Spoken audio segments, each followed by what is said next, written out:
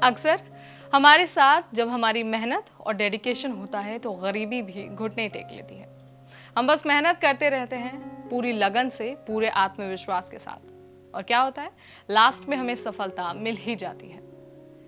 इन पूरी लाइंस को चरितार्थ करती है हुसैन सैयद की स्टोरी। हुसैन सैयद ने इस बार यूपीएससी की सिविल सर्विस परीक्षा में ऑल इंडिया रैंक 570 हासिल किया है।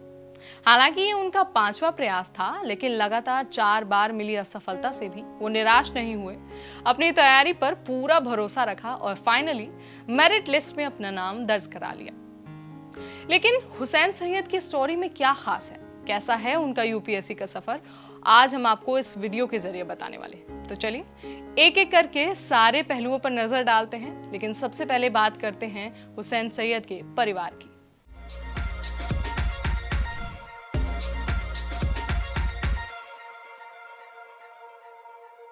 मुंबई का वो झोपड़पट्टी वाला इलाका जहां पर ज्यादातर लोग डॉक के मजदूर हैं और जैसे तैसे मजदूरी करके अपने परिवार का पालन पोषण करते हैं, उसी झोपड़पट्टी में रहता है हुसैन सैयद का परिवार।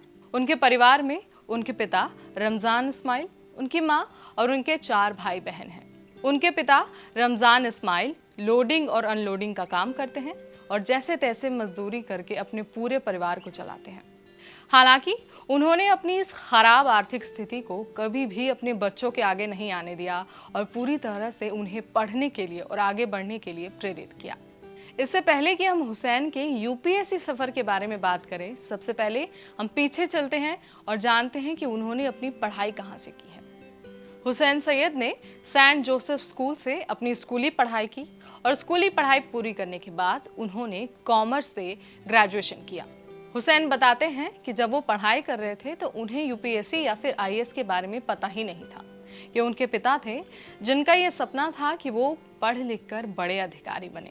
बस फिर क्या था, पिता के सपने को पूरा करने के लिए वो जुट गए अपनी मेहनत में। 4 बार अटेम्प्ट दिया, लेकिन चारों बार उन्हें असफलता ही हाथ लगी। लेकिन ये 4 असफलताएं उनकी मेहनत, उनकी कोशिश और उनकी लगन को तोड़ नहीं पाई।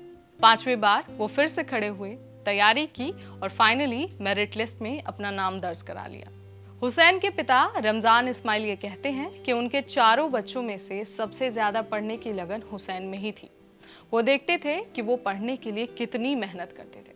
बस यहीं से उनके पिता ने एक बड़ा अधिकारी बनाने का फैसला कर लिया था। कोचिंग से हॉस्टल मिलने से पहले हुसैन सैयद अपने तंग कमरे में ही पढ़ाई किया करते थे। कमरे में बहुत शोर होता था, बाहर बहुत भीड़ होती थी। इसके लिए कई बार उनको बाहर लाइब्रेरीज में या फिर स्ट्रीट लाइट के नीचे जाकर पढ़ना पड़ता था। लेकिन जब उन्होंने कोचिंग ज्वाइन किया तो उसके साथ ही उनको हॉस्टल की फैसिलिटी मिली। हुसैन सैयद ये बताते हैं कि उनके पिता का मोरल सपोर्ट हमेशा उनके साथ रहा।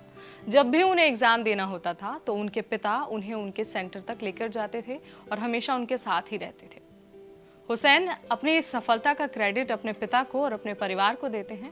हालांकि वो इस रैंक से खुश नहीं हैं और इस बार उन्होंने दोबारा यूपीएससी की परीक्षा में भाग लिया था।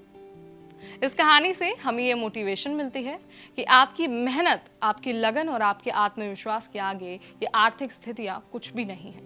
उम्मीद है कि हुसैन सैयद की इस यूपीएससी जर्नी ने आपको मोटिवेट जरूर किया होगा।